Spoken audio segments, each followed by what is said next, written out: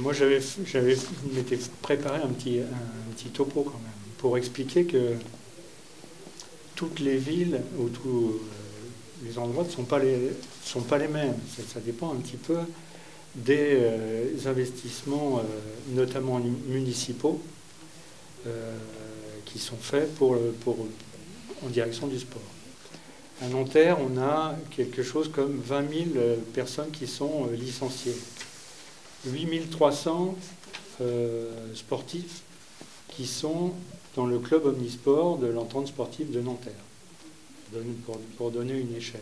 Il y a 93 000 habitants, 91 000, je ne sais plus, et ça évolue chaque année, bien sûr. Chaque minute. Donc on constate, nous, à Nanterre, une augmentation des pratiquants des activités sportives.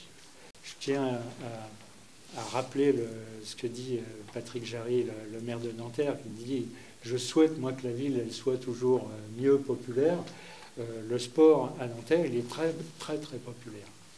Mazouzi faisait référence au Conseil général qui met en place le Pass 92, qui peut permettre de payer pour les collégiens une partie de la licence. Maintenant, c'est dématérialisé, c'est-à-dire qu'il faut qu'ils aient ils reçoivent quelque chose par mail, ils l'impriment eux-mêmes, ils le remettent au club qui lui-même travaille dans la dématérialisation, etc. Moralité, quand on regarde le bilan global de l'utilisation de Pass 92 sur le département, c'est justement dans les villes où on a le plus d'enfants en situation sociale, dans les catégories socio-professionnelles les plus défavorisées, que justement il y a le moins de rendement.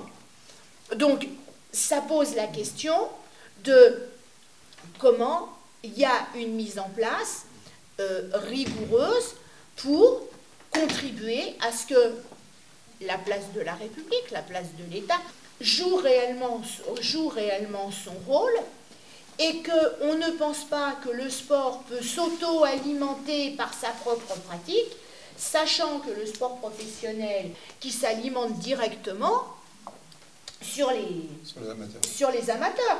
Il y a le choix d'une politique municipale qui sert d'amortisseur pour défendre le fait que le sport est vraiment un droit et qu'il doit y avoir un engagement de solidarité dans la pratique, pour favoriser la pratique du sport. Dans le Forum des droits de gauche citoyenne, on aborde l'ensemble de ces droits dans une fonction de solidarité nationale.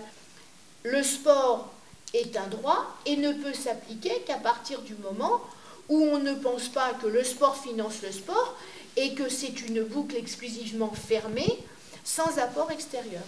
Il faut aller les chercher, les jeunes, pour qu'ils puissent s'entraîner. C'est pour ça que, franchement, oui, c'est un droit, le sport, c'est un droit pour les enfants.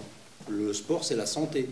Donc, s'ils ne font pas de sport, ils peuvent être malades, il peut y avoir de l'obésité chez l'enfant, il peut y avoir pas mal de choses. Le sport, c'est un droit. Donc, il faut qu'on encadre les enfants, on leur donne les possibilités d'aller s'entraîner. Je fais du Muay Thai, de la boxe thaïlandaise, boxe pugilistique, de la boxe sport de position. Donc, ça a évolué, mais dans la tête des gens, c'est resté un sport d'opposition, de frappe, alors que c'est un sport d'étirement, de sport de travail, de position, d'éveil, quand c'est bien suivi par un professeur diplômé d'État, ça c'est important. Je cherche à rentrer dans les écoles, j'ai du mal à aller vers des profs. J'ai trouvé intéressant la question des représentations négatives du sport que certains partenaires potentiels ou acteurs pouvaient avoir. Le sport, ça fait un lien avec tout ce qui est l'économie, la vie de famille, les aspects sociaux, les cultures, etc.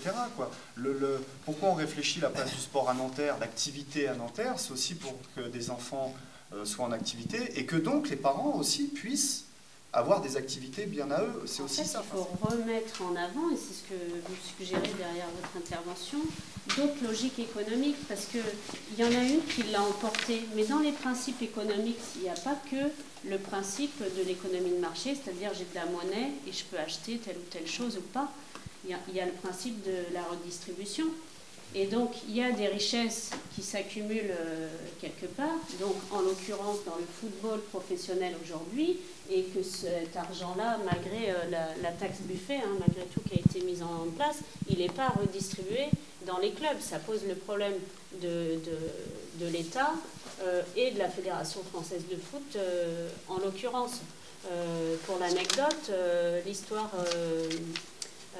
l'équipe nationale de foot qui est qualifiée, les féminines qui sont qualifiées aux Jeux Olympiques, elles vont, puisque le contrat c'est de jouer, les équipes nationales jouent avec la marque Adidas, et comme la 3F a conclu un accord avec Nike, ils vont perdre 2 millions d'euros dans l'affaire, et ils disent que bon, c'est pas grave si on perd 2 millions d'euros. Vous vous rendez compte les démesures que c'est par rapport aux problèmes que vous posez de cotisations qui sont trop chères pour l'accès à des gamins.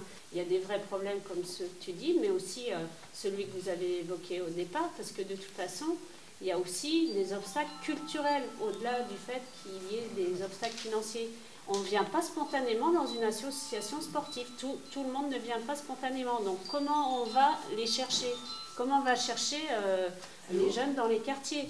Comment on va chercher les filles? Même dans une ville comme Nanterre, où il y a des moyens, où il y a une politique, où il y a une stratégie, il y a quand même des gens qui sont exclus des pratiques. Et voilà.